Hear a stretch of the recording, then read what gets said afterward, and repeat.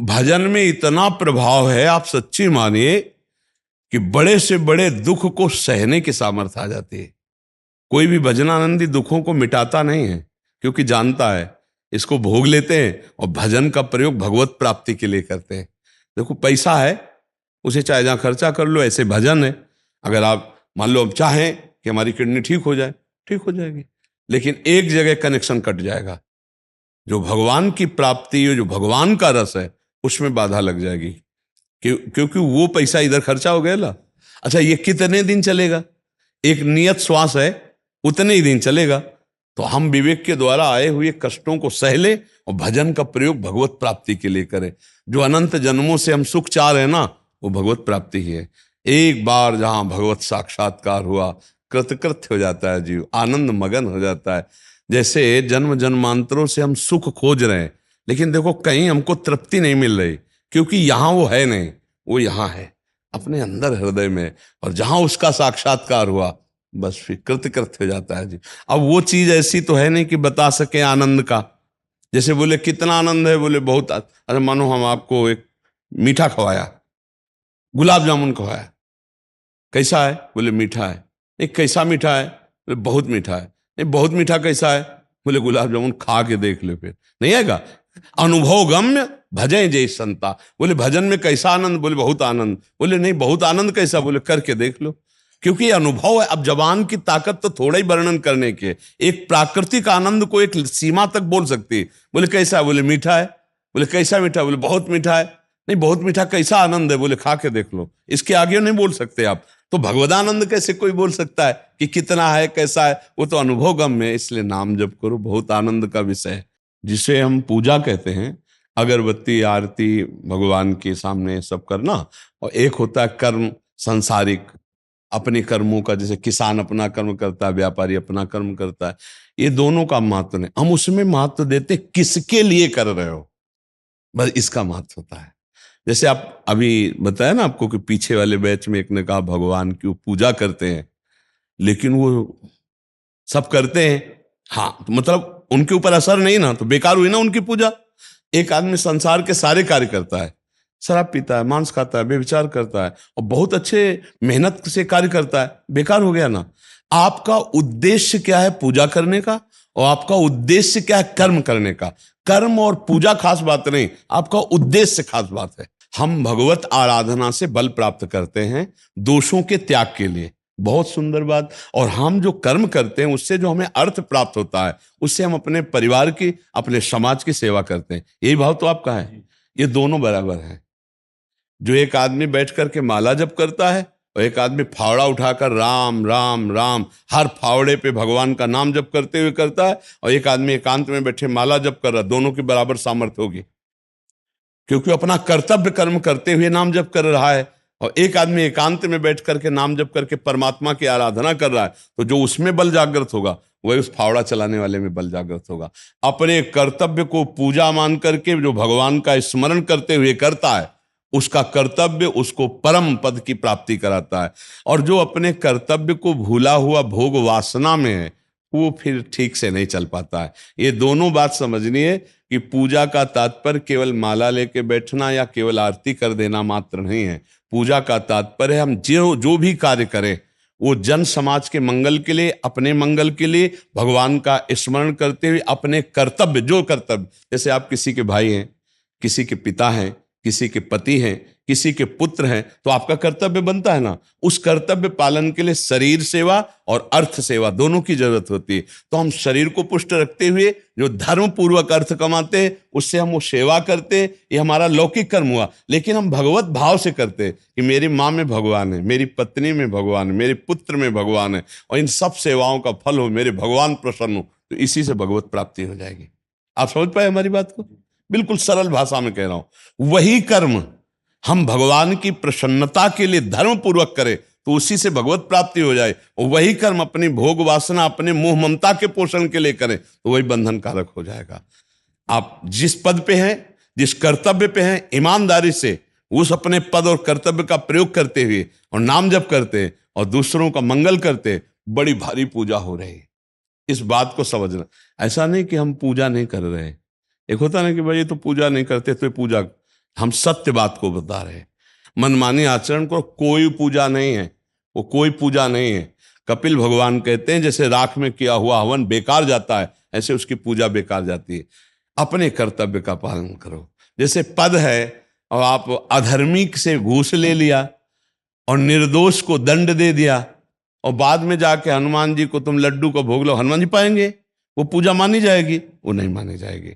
अपने कर्तव्य का ठीक पालन करना भगवान की पूजा है। अपना कर्तव्य करते हुए नाम जप करो। अगर आपको समय मिलता है तो थोड़ा पूजा कर लिया, थोड़ा पाठ कर लिया, लेकिन पूजा पाठ का फल वही जो आप कह रहे हैं कि अपना हम दोष त्याग सके, अपने हम कर्तव्य का पालन कर सके, वही हमारे को पूजा सही लगती है। और फिर सब नाटक लगेगा।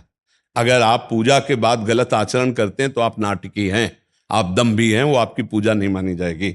और आप बिल्कुल पूजा नहीं करते लेकिन अच्छे आचरण करते हैं, दूसरों का हित करते हैं और नाम जप करते हैं भगवत भाव से, आप प्रत्येक पल पूजा कर रहे हैं भगवान की। देखो, इसका हमारा कहने का आंतरिक रहस्य है कि हमें मृत्यु का कोई भरोसा नहीं है, मृत्यु को कोई ठिकाना नहीं है। आएगी ना मृत्यु, कब आएगी इसका पता नहीं ना, किसी भी क्षण आ सकती है। गाड़ी में वीआईपी बढ़िया स्तर से और चल रहा गाना और बढ़िया ड्राइविंग, अगला सेकंड मृत्यु का, मस्ती में है, बिल्कुल हो हल्ला मचा रहे सब नौजवान, और अगला एकदम खत्म, शांत, मानो बिजली कटी, अंधेरा। ऐसे मृत्यु आती, कुछ भरोसा नहीं, कब कहाँ कैसे आ जाए। तो अगर हम राम कृष्ण हरि राधा राधा रट रहे हैं, राधा हमारी मृत्यु हो गई, अब हमारे को भगवत प्राप्ति होगी, हमारी दुर्गति नहीं होगी, हमें नरक नहीं जाना पड़ेगा। इसलिए हम कहते हैं उठते बैठते चलते फिरते अगर नाम जप करोगे तो इस लोक में भी मंगल रहेगा और आपका परलोक भी बन जाएगा, आपको परम गति प्राप्त हो जाएगी। जिनका नाम आप प्रारंभ में लेते हैं, ये तो आपके ऊपर बड़ी कृपा है कि कोई कार्य करने के पहले भगवान का स्मरण करते हैं। लेकिन हमारा आंतरिक जो कहने का रहस्य है कि पता नहीं कब मृत्यु आ जाए, बैठे बैठे आ जाती है, नाचते नाचते आ जाती है, कवल तोड़ा और मृत्यु आ गई, दिल फेल हो गया। उस समय हमको भगवत स्मरण रहित अगर जीवन गया तो फिर हमारे कर्मों का हिसाब होगा, शुभ और अशुभ। और अगर नाम जप करते हुए शरीर छूट गया तो सब कर्म विध्वंस हो जाएंगे, हमारी भगवत प्राप्ति हो जाएगी। इसलिए हम सबको कहते हैं उठते बैठते, जैसे भैया से कहा नारायण नारायण कहो ना, कभी भी मृत्यु आ सकती है ना। इसलिए हर समय आपको याद है कि आपको जाना है, यही जानकारी हम रोज देते हैं सुबह, ए मरोगे होश में। हमारे सत्संग का नित्य में एक बार तो आएगा, जिस लोक में हो तुम, क्या नाम है इस लोक का? मृत्यु लोक, अर्थात मरोगे। कब मरोगे कुछ पता नहीं, तो इसलिए हम हर समय तैयारी रखें ना। मरने की तैयारी कौन करता है? मरने की तैयारी कहां हो रही, किसी को याद है? और कोई भी मर सकता है, कभी भी मर सकता है, नहीं मर सकता।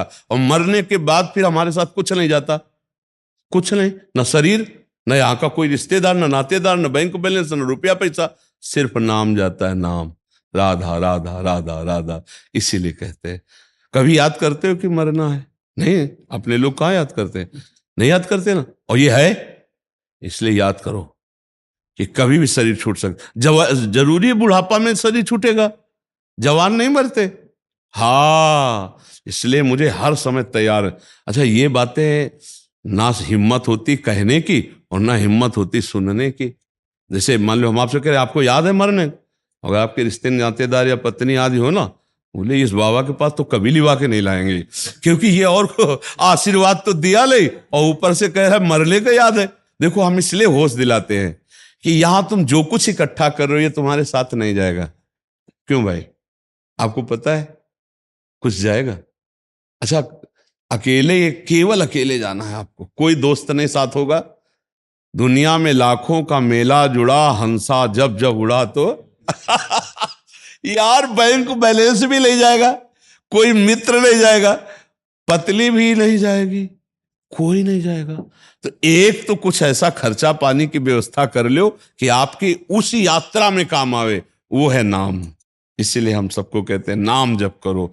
और याद रखो कि आप कितने मिनट है पता नहीं, कितने सेकंड है पता नहीं। हम हर समय अलर्ट रहते हैं क्योंकि किडनी फेल है, कभी भी बुलावा आ सकता है मालिक का, कभी भी।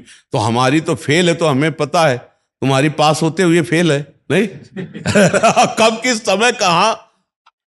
इसलिए भाई हर समय राधा राधा रटो, और बहुत कृपा है आपके ऊपर जो आप भगवान का आश्रय लिए हुए हैं, और सच्चे कर्म करो। अगर हम घर में पोछा लगाए और खिड़की खुला रखें और धूल भरी आंधी आ जाए तो पहले से ज्यादा गंदा हो जाएगा, क्योंकि गीला हो गया ना। ऐसे ही अब जब भजन करते हो तो हृदय द्रवित हो जाता है। अगर अब गंदी बात करोगे तो बहुत जोर की छाप लग जाएगी। खिड़की बंद रहे, अब कोई गंदी बात ना आने पावे, तो ये जीवन सार्थक। और जब भगवान प्रसन्न हो जाते हैं तो लक्ष्मी जी भी प्रसन्न हो जाती है।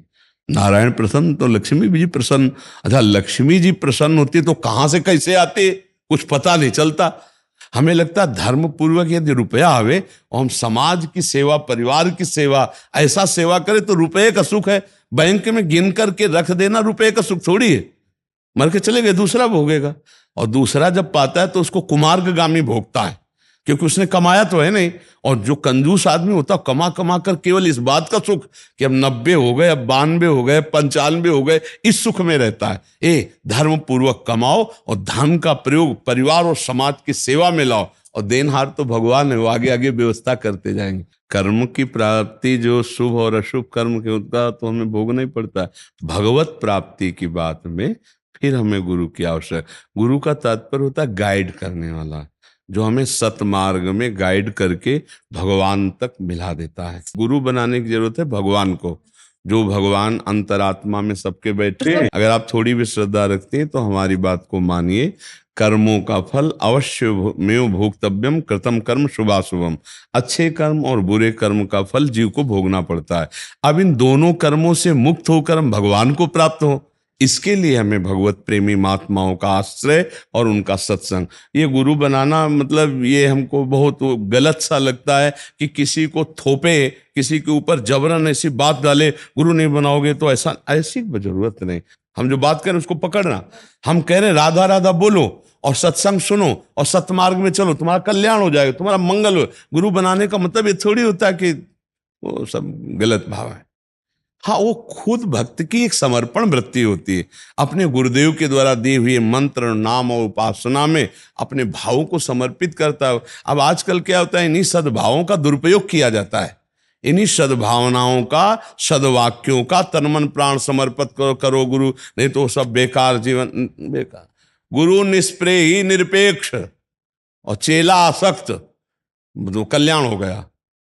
गुरु निरपेक्ष, किसी की अपेक्षा नहीं, निष्प्रेयी, कोई चाह नहीं, ऐसा। तो गुरु का मतलब क्या होता है? हमने कहा राधा जपो, आप राधा राधा जप रहे, ये मन नहीं करना, ये करना, बस हो गया बात, मान लिया गुरु। गुरु का मतलब ये थोड़ी कि कंठी बंधवा ले और उनकी ये सब बाहरी व्यवहार। खूब नाम जप करो, मनमानी पापाचरण करो, गुरु की बात ना मानो तो तुम वैकुंठ चले जाओगे, क्या नरक जाओगे, नरक, पक्की बात मान लो।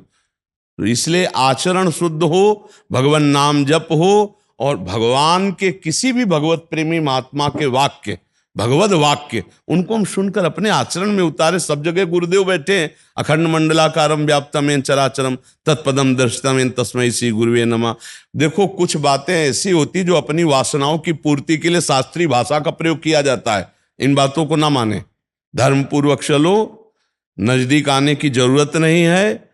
पति को भगवान मानकर, सास ससुर को भगवान मानकर उनकी सेवा करो, उनकी आज्ञा के अनुसार रहो। घर गृहस्थी में जब आपको समय मिले तो भगवान की पूजा करो, नहीं रसोई सोहनी सेवा, पोछा लगाते राधा राधा राधा राधा। साल 6 महीना में जब कभी समय मिले तो पति को साथ लेकर दर्शन कर गए, राधा राधा राधा। बस हमारी गोपीजनों से बढ़कर कोई महात्मा नहीं हुआ। सब गोपीजनों की चरण रज की वंदना के, वंदे नंद ब्रज श्री राम पाद रेणु अभीक्षण सा यासाम हरि कथोद्गीतम पुनाति भुवनत्रयम। बड़े बड़े परम हंसुन। तो गोपीजन क्या करते थे? पोछा लगा रहे, सोनी लगा रहे, बस श्री कृष्ण उनका चिंतन करें, धान कूट रहे श्री कृष्ण, गाय दू रहे श्री कृष्ण। तो बड़े बड़े परम हंस उनकी चरण धूलि प्राप्त किए। सब आसक्ति श्री कृष्ण के लिए, पति सेवा, पुत्र परिवार सबकी सेवा गोपीजन करते हैं, लेकिन उसका फल श्री कृष्ण प्रेम हो गया। यही तो भक्ति का स्वरूप है। अच्छा, गुरु का मतलब है संत के वाक्य को मान लेना। बस मान लिया सो गुरु, और ना माने तो फिर कंठी बनाने मात्र से थोड़ी गुरु हो जाता है। कितने कंठी बनाए घूम रहे हैं और आचरण भ्रष्ट है, तो क्या उनको भगवत प्राप्ति हो जाएगी? कदापि नहीं होगी। मनमानी आचरण करने से और गुरुद्रोह और गुरु अपराध लगता है। इसलिए हम तो सखी यही कहते हैं कि आप बिल्कुल जैसे चल रहे हो वैसे चलो। हाँ, कभी भाव आवे कि अब संस्कार तो पति पत्नी दोनों मिल करके, वैष्णव तिलक ले ले, वैष्णव छाप ले ले, वैष्णव मंत्र ले ले, और नहीं तो राधा राधा राधा और सच्चे आचरण से चलो, भगवान की प्राप्ति हो जाएगी।